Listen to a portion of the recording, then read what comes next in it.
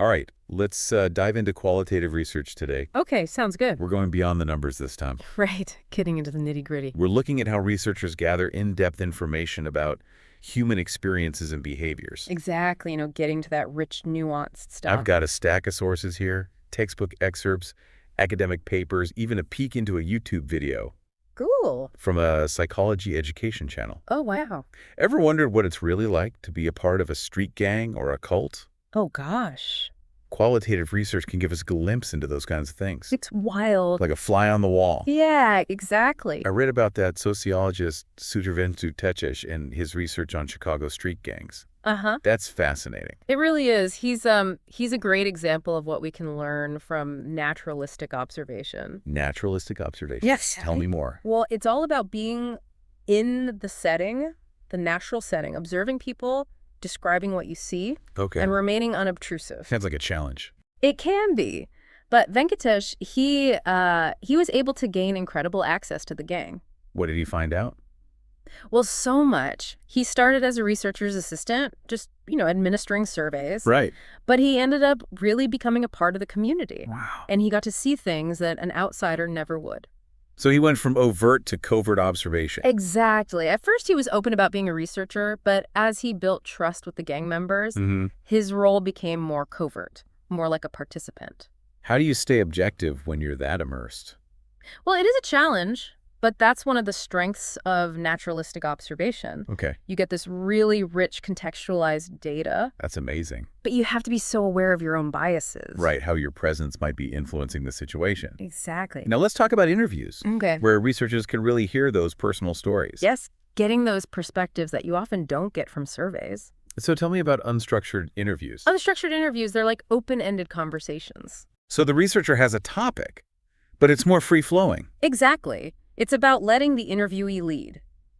That sounds perfect for gathering in-depth information. It is especially on sensitive or complex topics. I was reading about Scott Prowse's research on street gangs. Yes. He used unstructured interviews. Right. He interviewed all sorts of people, gang members, victims, law enforcement officers. To get a full picture. Exactly. A holistic understanding of gang life. I can imagine that analyzing data from those kinds of interviews would be tricky. It is. It takes a lot of skill and experience to analyze qualitative data. To find those patterns and themes. Exactly. What about semi-structured interviews? Semi-structured interviews, they provide a bit more framework. So you have some predetermined questions. Yes, but there's still flexibility to explore. Kind of a roadmap, but with detours. That's a great way to put it. I remember reading about Kiston and colleagues' research on parenting stress in mothers who'd experienced trauma. Right. They use semi-structured interviews. So they had questions, but they also let the mothers just share their experiences. Yes. They were able to gather rich data while still having some consistency across interviews. That balance is so important. It is. And then there are focus groups. Focus groups. Yes, where you can explore group dynamics. Like a group discussion.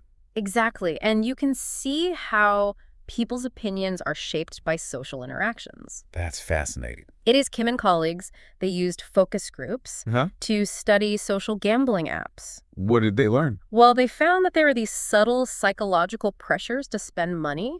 Just from observing the conversations. Yes, and the interactions within the groups. So focus groups are great for understanding group norms and shared experiences. Absolutely. But you need a skilled moderator. Right, to keep the conversation on track. Exactly. It's all about choosing the right qualitative method. Based on your research question? Exactly. And the type of data you're looking for. Yes. Each method has its strengths and limitations. That makes sense. The researcher has to carefully consider which approach will be most effective. And that's what's so interesting about qualitative research. It really is. Now, how do researchers choose the right people for these studies? Yeah, finding the right voices is key. It is, and it's not always about random sampling, like in quantitative research. Right. I remember that from our deep dive on quantitative methods. Yeah, so in qualitative research, you're often looking for specific individuals. People who can provide those deep insights. Exactly. Not just a random sample. Right, think about it. If you're studying refugees, you wouldn't just pick random people from a phone book. That wouldn't give you the right information. Exactly. You need people with specific experiences. So how do you find them? One way is purposive sampling. Purposive sampling. Yes, you choose people based on specific characteristics. So you're handpicking experts based on lived experiences. In a way, yes. That makes sense. Like Sutton and Miskim's study on perinatal loss. Right. They specifically recruited Muslim mothers who had experienced that loss. To understand their unique perspective. Exactly, the cultural and religious nuances of grieving. That's so important. It is, and another example is in disaster research. Oh, right. Researchers might work with school counselors to find children who've been through a traumatic event. So the counselors can help connect researchers with the right kids. Yes, and ensure their safety and well-being. It seems like purposive sampling is all about understanding the community. It is, and being sensitive to ethical considerations. Now, what about snowball sampling? Snowball sampling. That sounds interesting. It's like a referral system. Okay. You start with a few contacts. And then they connect you with others. Exactly. It's helpful for studying hidden populations. The groups that are hard to reach. Yes, like Suleiman Hill and Thompson's study. I read about that. They looked at Afghan and Kurdish refugees. Right. And used snowball sampling to connect with them. Those individuals were so isolated. They were socially invisible. Snowball sampling helped the researchers build trust. It did, and gain access to a community that was otherwise closed off. But couldn't that introduce bias? It could if your initial contacts are all similar. So you need to diversify your contacts. As much as possible to get a range of perspectives. So it's all about being strategic. It is, and thoughtful about your methods. Now, how do you know if qualitative research is any good? That's a great question. It's not like quantitative research with p-values. Right, you need different criteria. So what are we looking for? Well, things like depth, richness, trustworthiness. Quality over quantity. Exactly. So tell me about those key factors. Well, there's generalizability. Generalizability. But it's not always the primary goal in qualitative research. So it's not about applying findings to a huge population. Right. Often it's more about transferability. Transferability. Yes, whether the findings resonate with other contexts or groups. So, for example, could findings from refugee studies in Australia apply to refugees in the U.S.? That's the question of transferability. Context matters. It does.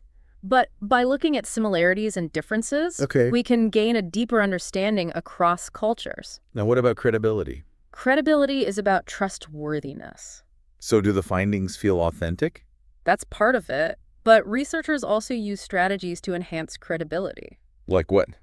Well, one is researcher triangulation. Triangulation. Yes, you have multiple researchers analyze the data. So if they come to similar conclusions. It increases confidence in the findings. Like a check and balance. Exactly. And speaking of bias. Oh, right. That's crucial in qualitative research. We all have our biases. We do, and they can influence how we collect and interpret data. So how do you minimize bias? Transparency is key. Okay. Researchers need to be upfront about their potential biases. And document everything. Exactly, so others can assess the trustworthiness. It's about being reflexive. It is reflecting on your own role. And how your perspective might be shaping the research. Exactly, and that brings us to data analysis. Yes. It's a fascinating process. Unlike quantitative data analysis. Yes, in qualitative research, you're working with words, images, sounds. Looking for patterns and themes. Exactly, connecting the dots. Right.